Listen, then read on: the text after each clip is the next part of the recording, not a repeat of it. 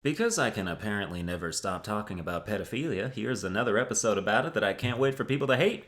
I recently moved to a state where the age of consent is 16. Not like on purpose. I didn't Google age of consent and circle all the lowest numbers, but it happens to be, and I'll choose not to complain about it. I also definitely didn't MapQuest the nearest high school, so you don't have to worry about me.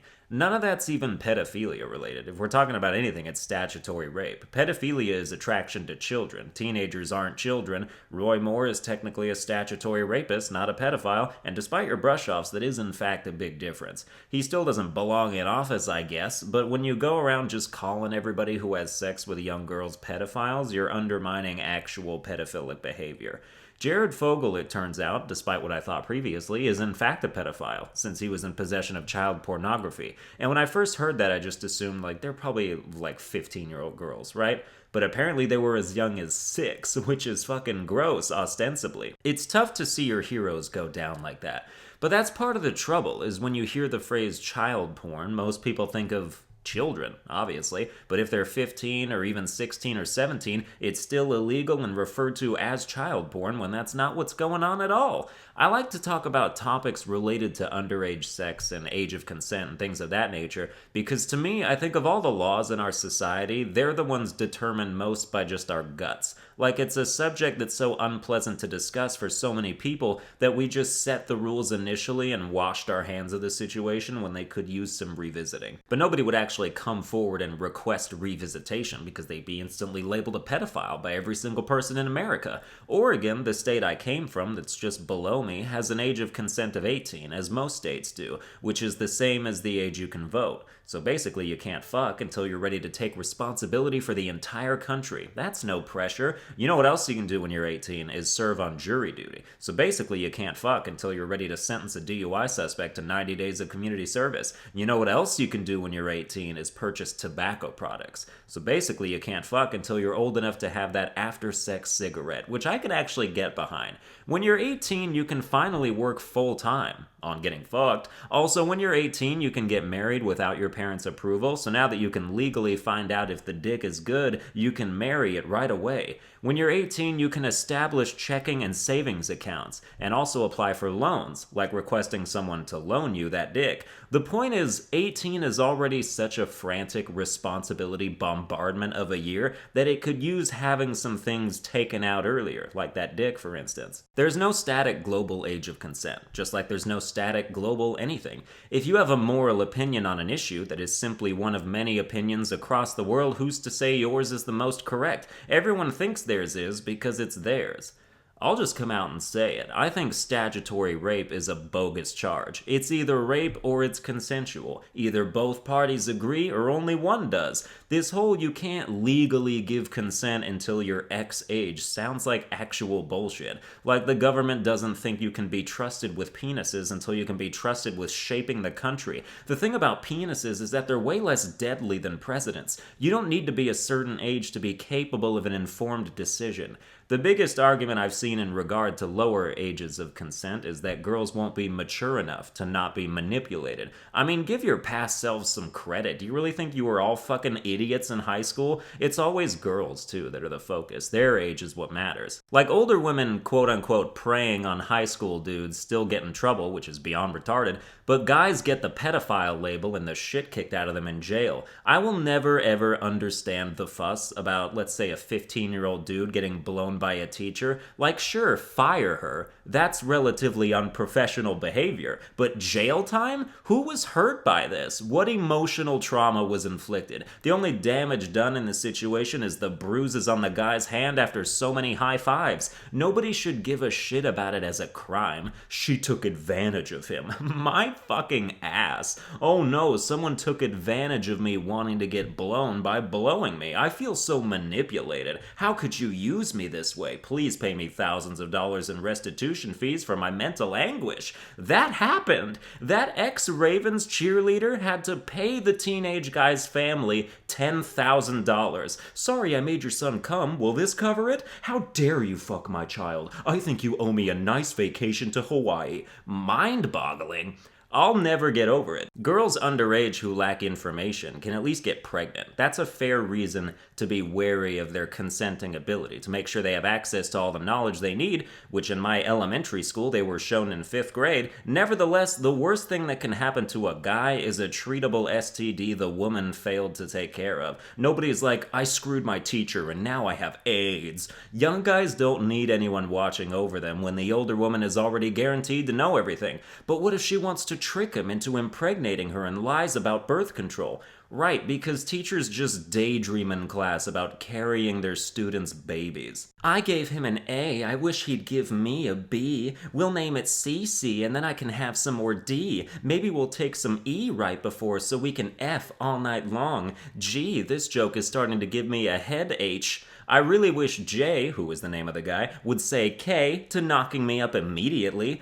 I'll always be grateful to him, and I'd be making O faces until I had to pee. He's such a cutie. Are you sick of this BS yet? Tee-hee. You can see my V if you want, J. I wish you had a clone of yourself so I could be with W. If we made a tape, it would be rated XXX. Well, I'm going to bed now. Why? So I can catch some Z's, silly. Yeah, I just did that. Where's my Emmy? A couple people have started to straight up accuse me of being a pedophile, if you can believe that. Oh, you can? Well, it's not true. I hate children. I could never derive sexual pleasure from them. They're obnoxious, disgusting, and ugly. Like, just because I'm occasionally attracted to teenage anime girls doesn't mean that translates to reality. Jessie from Team Rocket is 17 years old and she looks twice divorced. How characters are drawn versus the age they are given by their artists is so routinely inconsistent that you can't make rules out of it. Girls in anime never look the age they are, and I don't have a type. My tastes are across the board. Y'all just want to focus on the one aspect you think is weird, and I'm getting kind of sick of all the pedophile comments on my waifu rankings because, again, it's statutory if it's anything, and it's not anything because these girls are not real people. Another thing to consider is if I was 30 years older with the same tastes, nobody would say anything because I'm a silver fox and I still got it. When I'm 50, I'm going to take my 22-year-old model girlfriend to galas and premieres and say shit like, she's keeping me young, and people will chuckle and say, that sly old dog. As you get older, the permissible age gap gets wider, because as the man ages, his number goes up, but the number of his girlfriend can stay right in the early 20s for the rest of his life, and nobody cares, as well they shouldn't. The real problem is morality is tenacious. Whatever you grew up with being taught that's bad or inappropriate, that's what you're gonna think forever. Like if you move to the Philippines where the age of consent is 12, I doubt you're ever gonna come to terms with that being how it is, no matter how many preteens are trying to show you their underdeveloped boobies. But if you're born and raised in the Philippines, you probably don't think twice about it. It's all perspective and culture. There's no one age of consent fits all for the world. What you think about something isn't what it should be everywhere, and that goes for me too. That's why I'm just throwing out opinions here, and just trying to get across an idea that you shouldn't be so staunch about things you were taught about right and wrong, and think more about what works and what doesn't from an objective standpoint. The age of consent being 18 works. It being 16 also works. I can't speak for the Philippines, but if it didn't work, I would think they'd change it. I could leave it there and just end the video, but the prospect of digging myself a deeper grave sounds irresistibly fun to me, so allow me to ask you, the viewers, another question. What's inherently wrong with pedophilia? I love this question so much. Everyone's initial reaction is to recoil in terror and disgust and be like, everything, it's sick and wrong and immoral. Okay, but why though? I don't disagree with you, though my reasons are different. If we discovered alien life on a planet, and we went over there, and they were a super advanced alien species, and they welcomed us with open arms and showed us around and were very nice, but they also happen to be a species that fucks alien children, do you even have the right to impose your beliefs onto their culture? And let's say the kids are fine with it, enjoy it even. Maybe they hit puberty earlier than we do, and it allows for less time between generations. I mean, we let dogs make babies when they're 2 years old. Nobody cries pedophilia when two young dogs are going at it in the park. And you might say that's different because the dogs have reached their full maturity level at that age. To which I would say we don't reach our full maturity age until we're like 60. If it's about when the dogs become capable of reproducing, We're capable of that as early as 9, but that's not the age we pick to allow sex. Our rules just can't help but seem arbitrary to me, full of excuses and exceptions.